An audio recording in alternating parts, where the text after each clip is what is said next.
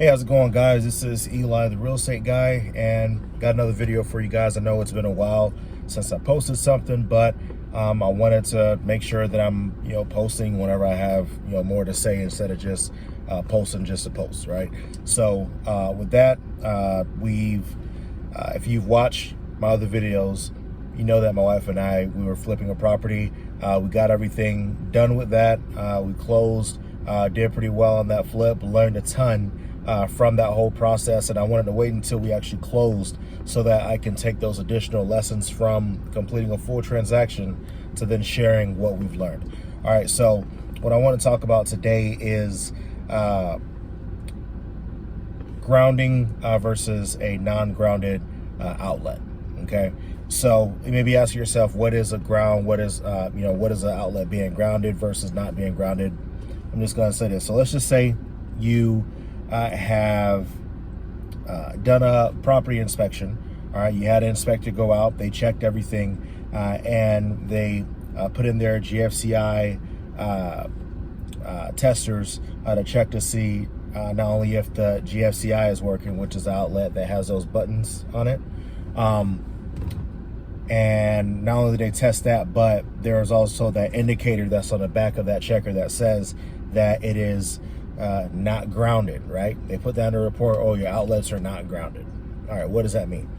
Well, first I'll start off by explaining, the history of it, being in place. So when houses were built in the 70s and older, all right, I'm not sure if you've gone into a home that's older around that age, but unlike the outlets that we have now, that looks like, a surprise person, that looks like, right, the two slits with the mouth, like that three prong deal, that's what the newer outlets look like, right? But the older outlets are the two prongs, so they just have the two slits that's there. All right, so when those were in use, all right, when those two prongs were in use, what they have there is what's called a neutral and a hot line that's coming through the outlet. So the hot, basically, and of course, first off, I'm not an electrician. This is kind of what I pieced together by asking different pieces of information,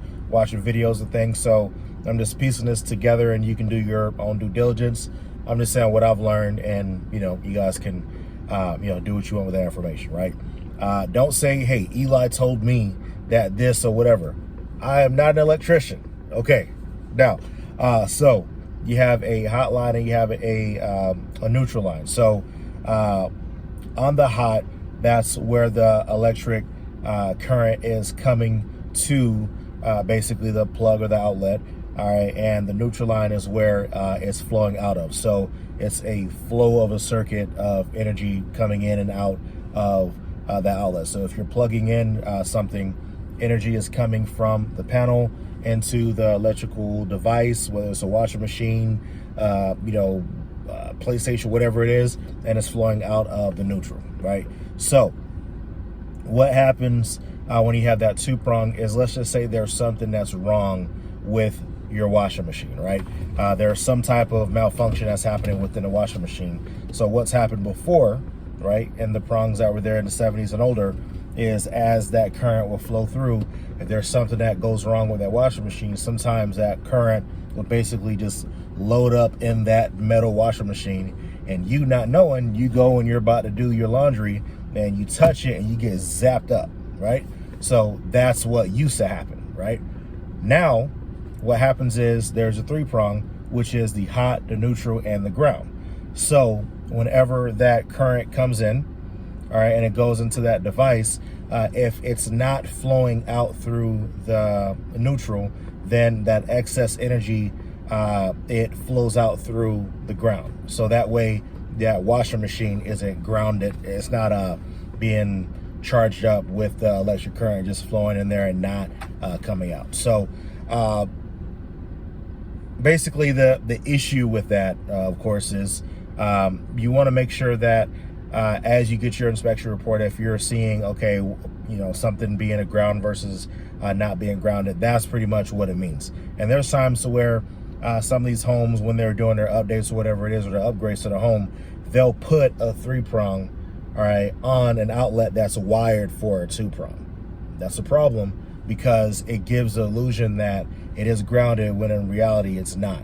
So it's always important, and this is really the true benefit of really getting this video, is understanding that you have to make sure that you're doing your due diligence and having an inspector come out and checking these things, because though in some areas it may not be code to where you have to upgrade it, you have to upgrade the wiring to that ground, but it's something to really get informed on and actually know what's required to get that done. So always make sure that you're doing your due diligence, having inspectors go and check.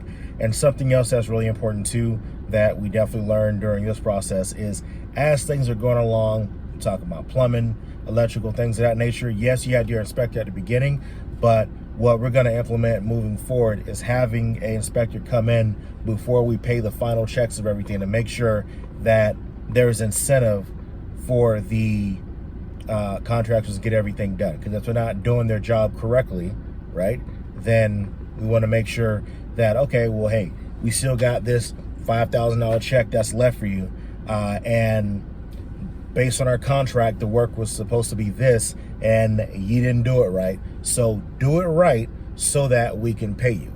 And how do we know that it's not done right? We had an inspector come and check the work that you did, and it shows that what you did was not done correctly. So that's what we're going to do moving forward in our jobs.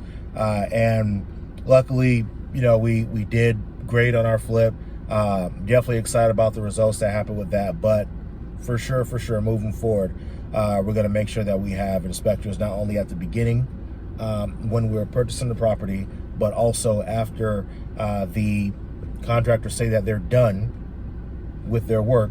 We're going to make sure that we're checking back with an inspector to confirm that everything was done correctly, so that folks are just not running off.